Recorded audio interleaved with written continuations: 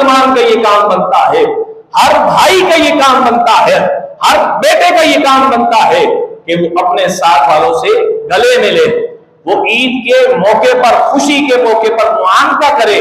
हुजूर सल्लल्लाहु ताला अलैहि वसल्लम ने इरशाद फरमाया कि जो शख्स आपस में दो मुसलमान जब गले मिलते हैं, मुआनका करते हैं, साथ मुसाफहा करते हैं, फरमाया कि उनके जुदा होने से पहले पहले अल्लाह ताला के गुनाहों को माफ फरमा देता है। तो इसीलिए आज कोई शख्स बगैर गले मिले ना रहे अपने मुसलमान भाई से, अपने बाप से, अपने भाई से जितनी कदूरतें हैं खत्म कर दो।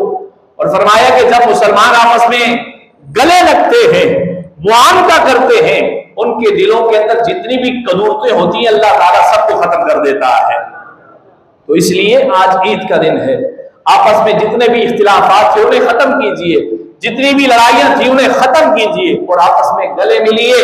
अल्लाह ताला गले मिलने की बरकत से, अपने फजल से इंसान के गुनाहों को माफ फरमा देता है।